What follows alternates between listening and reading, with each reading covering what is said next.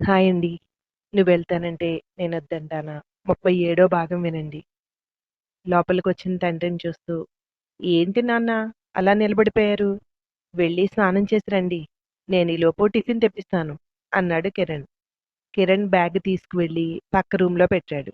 అది చూసిన కొడుకు బెడ్‌రూమ్‌లోకి వెళ్ళాడు శ్రీనివాసరావు.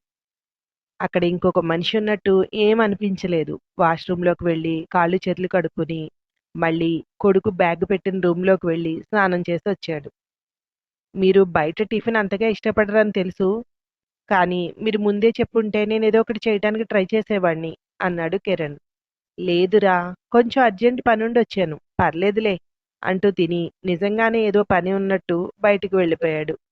ఒకవేళ తను వచ్చాను కనుక ఇంట్లో ఎక్కడైనా తనకు కనిపించకుండా దాచినా మళ్ళీ ఇంటికి వస్తానని తెలుసు కనుక బయటికి ఎక్కడికైనా తీసుకువెళ్తాడని వాళ్ళు వెళ్ళే దారిలోనే ఒక పక్కగా నిలబడి చూస్తున్నాడు.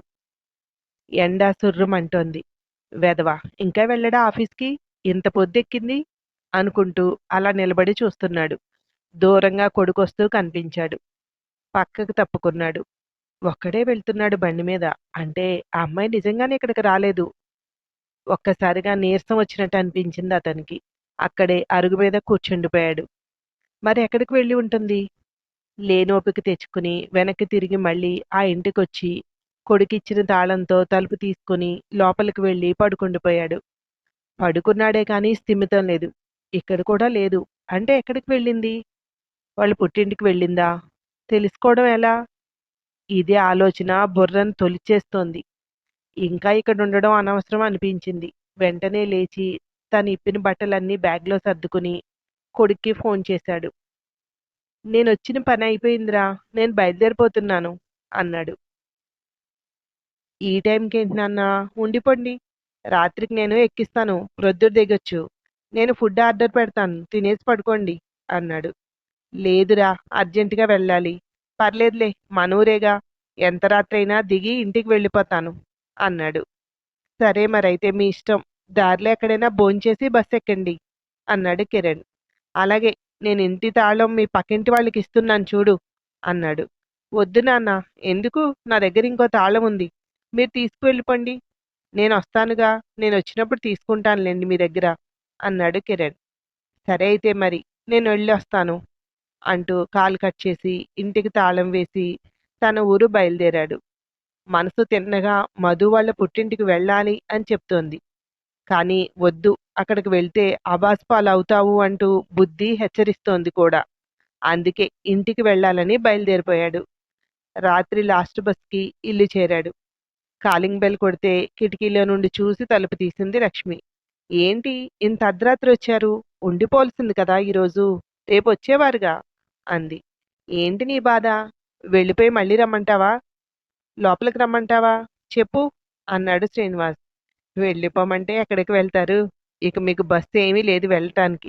రండి లోపలికి" అంది. మాట్లాడకుండా లోపలికొచ్చి బ్యాగ్ అక్కడ పడేసి కూర్చున్నాడు. "మధ్యాహ్నం తిన్నారా లేదా? కాళ్ళు చేతులు కడుక్కురండి. భోజనం వడ్డిస్తాను" అంది. "తినాలని లేదే. కొంచెం మజ్జిగ కలిపివ్వు, నీరసంగా ఉంది" అంటూ వెళ్ళి కాళ్ళు చేతులు కడుక్కుని బట్టలు మార్చుకుని పడుకున్నాడు. "ఏమైంది అలా ఉన్నారు? ఆ పిల్ల అక్కడ కూడా లేదా?" అంది. "లేదే. అదే అర్థం కావట్లేదు. ఎక్కడికి వెళ్ళుంటుంది?" అన్నాడు. "పుట్టింటికి వెళ్ళిందేమో. అక్కడికి కూడా వెళ్ళి వచ్చేయాల్సింది. ఆ అనుమానం కూడా తీరిపోయేది కదా" అంది. "ఒక పని చెయ్యి. నేనిక్కడికి వెళ్ళాను గనక నువ్వక్కడికి వెళ్ళి అడిగేసి రా. మీ అమ్మాయి ఇంట్లో ఉందా అని" అన్నాడు. "నాకు ఎలా వెళ్ళాలో కూడా తెలీదు. వాళ్ళింటికి మీరంటే ఆల్రెడీ ఇంతకు ముందు వెళ్లారు కనుక. మీరైతే కారులో కూడా వెళ్ళొచ్చేస్తారని అలా అన్నాను" అంది. "తీరా వెళ్ళాక ఆ అమ్మాయి అక్కడ లేకపోతే ఏమని సమాధానం చెప్తాను వాళ్ళకి?" "అలా కాదు. అక్కడుందో లేదో తెలుసుకోవాలంటే ఏదైనా మార్గం ఆలోచించాలి" అన్నాడు. "ఏంటండి ఇలా చేసింది ఈ పిల్ల? ఈ వయసులో మనల్ని కంగారు పెట్టడానికి కాకపోతే, ఆ వెళ్ళేదేదో చెప్పేసి వెళ్తే మనకు టెన్షన్ ఉండదు కదా" అంది. "చెప్తే వెళ్ళనివ్వము అనుకుందేమో" అన్నాడు. "వెళ్ళనివ్వకపోవడానికి ఏమైనా చిన్న పిల్లా? గదిలో పడేసి తలుపులు వేసి కట్టడి చేయటానికి. గోల చేసి నలుగురిని పిలిచి తనకు జరిగిన అన్యాయాన్ని అందరికీ చెప్పి న్యాయం కోరుతుంది" అంది. నువ్వే మాటల్లో ఇలాంటి సలహా ఏదో ఇచ్చి ఉంటావు. అందుకే కనపడకుండా వెళ్ళింది. కనపడకుండా వెళ్తే తిక్క తీరుతుంది అని ఉంటావు. అందుకే ఇలా చేసింది అన్నాడు. అంతేలెండి. మీకు ప్రపంచంలో ఏం జరిగినా అన్నీ నా వల్లే. మంచి జరిగితే మీది, చెడు జరిగితే నాదీను అంది. నన్ను కొంచెం ప్రశాంతంగా ఆలోచించుకొనిస్తావా? నసపెట్టకు వెళ్ళు అన్నాడు విసుగ్గా. మీరడిగేదాకా నేను మళ్ళీ మాట్లాడనే మాట్లాడను అంటూ బయటకొచ్చేసింది. ఆ రాత్రంతా దీని నుండి ఎలా బయటపడాలా అని ఆలోచిస్తూనే ఉన్నాడు. తెల్లవారుజామున ఒక ఐడియా వచ్చింది. సూర్యుడు ఎప్పుడు ఉదయిస్తాడా అని ఎదురుచూస్తున్నాడు. వాళ్ళింటికి ఫోన్ చేయడం కోసం. నీ మొబైల్ ఇవ్వవే. వద్దులే ఉండు, మళ్ళీ వస్తాను అంటూ బయటికి నడుస్తున్నాడు. ఎక్కడికి వెళ్తున్నారు? టిఫిన్ తినేసి వెళ్ళండి అంది కూడా వస్తూ. మళ్ళీ వస్తాను ఇప్పుడే అని వెళ్ళి షాప్ ఓపెన్ చేసే వరకు అక్కడే నిలబడి ఓపెన్ చేసిన తర్వాత కొత్త సిమ్ తీసుకుని వచ్చాడు. తన మొబైల్లో ఉన్న సిమ్ తీసి ఈ సిమ్ పెట్టి వాళ్ళ ఇంటికి ఫోన్ చేశాడు. హలో, మాధురి గారు ఉన్నారండి అన్నాడు గొంతు మార్చి. లేదండి, ఎవరు మీరు? అటు నుండి నాగరాజు గొంతు. మాధురి గారు షాపింగ్ మాల్కి వచ్చినప్పుడు ఓ కూపన్ ఫిల్ చేశారండి. దానికి ఫస్ట్ ప్రైజ్ వచ్చింది. ఆ గిఫ్ట్ అందించడం కోసం ఆవిడ గురించి ఫోన్ చేశాను అన్నాడు. తన మొబైల్ నెంబర్ ఇస్తుంది కానీ ఇంటి నెంబర్ ఇవ్వదే, ఎందుకు ఇచ్చింది అన్నాడు నాగరాజు. 2 నెంబర్లు ఇచ్చారండి. తన మొబైల్ నెంబర్ ఇచ్చారు. ల్యాండ్ లైన్ అని ఉన్న దగ్గర ఈ నెంబర్ ఇచ్చారు.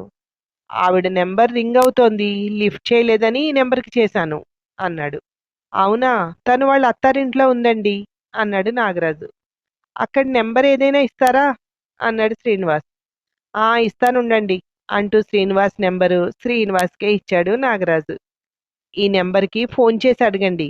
మధు వాళ్ళింట్లోనే ఉంది. ఒకవేళ తను ఫోన్ పనిచేయట్లేదేమో అన్నాడు నాగరాజు. అలాగేనండి, మీకు ధన్యవాదాలు అన్నాడు. ప్రైజ్ ఎంత వచ్చిందండి అన్నాడు నాగరాజు. అటు ఇటు చూస్తే ఎదురుగా టీవీ కనిపిస్తోంది. టీవీ వచ్చిందండి అన్నాడు శ్రీనివాస్. అవునా, సంతోషం అండి, ధన్యవాదాలు, ఉంటాను అని కాలు కట్ చేశాడు నాగరాజు. అదంతా ఆశ్చర్యంగా నోరు తెరుచుకొని చూస్తున్న లక్ష్మి, ఏమైంది, అక్కడ కూడా లేదా అంది. అక్కడ కూడా ఉండదని నీకు ముందే తెలిసిందేమో కదా, మళ్ళీ ఎందుకు ఆ ప్రశ్న అన్నాడు క్రోషంగా. ఉష్, ఇప్పుడు ఈ ప్రెస్టేషన్ కూడా నా మీదే చూపించాలా? సరేలేండి, ఎంత బాగా నటించారో తెలుసా? ఇంకెందుకు ఆలస్యం, స్వప్నకు కూడా చేసేయండి అంది. మధు వాళ్ళ పేరెంట్స్ కనుక ఏదో మాట్లాడేశాను. అమ్మో, స్వప్న అయితేనా? ఆ సిమ్ ఎవరి పేరు మీద తీసుకున్నామో మొత్తం డీటెయిల్స్ అన్నీ లాగి ఇక్కడ పంచాయతీ పెడుతుంది. స్వప్నతో దెబ్బలాడొచ్చి మళ్ళీ తన దగ్గరికి ఏం వెళ్తుందిలే, స్వప్న దగ్గరికి వెళ్ళలేదు అన్నాడు. మరి ఎక్కడికి వెళ్ళి ఉంటుంది? ఎలా వెతకడం అంది లక్ష్మి. చదువుకున్న పిల్లగా, ఎక్కడైనా ఉద్యోగం వచ్చిందేమో ప్రకాష్కి చెప్పినట్టు, అందుకే అక్కడికి వెళ్ళి ఉంటుంది అన్నాడు. అలా అని మనం అనుకుంటే సరిపోదు కదండి. వాళ్ళ అమ్మ నాన్నకి సమాధానం చెప్పాల్సింది మనమే. అటు మీ కొడుక్కి మీరే సమాధానం చెప్పుకోవాలి కదా అంది. ఏంటి సమాధానం చెప్పేది? తను రాసిన లెటర్ ఉందిగా, అది ఇలాతే, ఇప్పుడే దాన్ని ఫోటో తీసి అందరికీ పోస్ట్ చేస్తాను అన్నాడు. వాళ్ళ అమ్మ వాళ్ళు వచ్చి గొడవ చేసి మీ మీద పోలీస్ కేసు పెడితే మిమ్మల్ని తీసుకువెళ్ళి జైల్లో పడేస్తారు అంది లక్ష్మి. నేను అమ్మాయిని శుభ్రంగా చూడాలనే కదా అనుకునేవాణ్ణి. మనం చాలా బాగా చూసాం, జైల్లో ఎందుకు పెడతారు? మనతో చెప్పకుండా వెళ్ళిపోయిందంతే అన్నాడు. హత్య చేయడం ఒకటే కాదు, ఆత్మహత్యకి ప్రేరేపించడం కూడా నేరమే అంది. నీకు చాలా సరదాగా ఉన్నట్టుంది అన్నాడు శ్రీనివాస్. మీరు ఏమైనా అనుకోండి, దీని నుండి ఎలా బయటపడతారో మాత్రం చూడాలనుంది నాకు అంది. చూడు చూడు, కాదనేవారెవరు?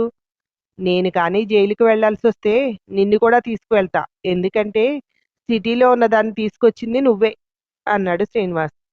ఇద్దరూ జైలుకి వెళ్ళిపోతే ఏం బాగుంటుందండి? ఎవరో ఒకరైనా ఇల్లు కనిపెట్టుకుని ఉండాలి కదా. మీరు వెళ్ళండి, నేను ఇంటి పట్టునుంటాను. మీరొచ్చే వరకు ఇల్లంతా జాగ్రత్తగా చూసుకుంటాను. వీలైతే ఈలోపు ఆ అమ్మాయి ఎక్కడుందో కనిపెట్టి తీసుకొచ్చి మిమ్మల్ని విడిపిస్తాను అంది లక్ష్మి. తర్వాత రోజు ఉదయం డోర్ బెల్ సౌండ్ వినిపిస్తే మధు వచ్చిందేమో అని గమ్మని ఇద్దరూ లేచి కూర్చున్నారు. లక్ష్మి గబగబా వచ్చి డోర్ తీసింది. ఎదురుగా ఒక వ్యక్తి నిలబడి ఉన్నాడు. ఎవరు కావాలమ్మా అంది అతను చూస్తూ లక్ష్మి. ఇది శ్రీనివాస్ గారి ఇల్లు కదండి ఆయన లేరా? నా పేరు సతీష్. నేను మధు వాళ్ళ అన్నయ్యని. మధుని చూద్దామని వచ్చాను అన్నాడు. ఆ మాట విన్న వెంటనే మైకం కమ్మినట్టు నిలబడి ఉన్నది నిలబడినట్టే కింద పడిపోయింది లక్ష్మి. ఆ సౌండ్‌కి లోపల నుండి శ్రీనివాస్ గబగబా వచ్చాడు. అప్పటికే సతీష్ ఆంటీ ఆంటీ అంటూ పిలుస్తున్నాడు. లక్ష్మి, లక్ష్మి ఏమైంది? అన్నాడు శ్రీనివాస్. ఆ తర్వాత ఏమైందో మరొక భాగంలో వినండి. Thank you.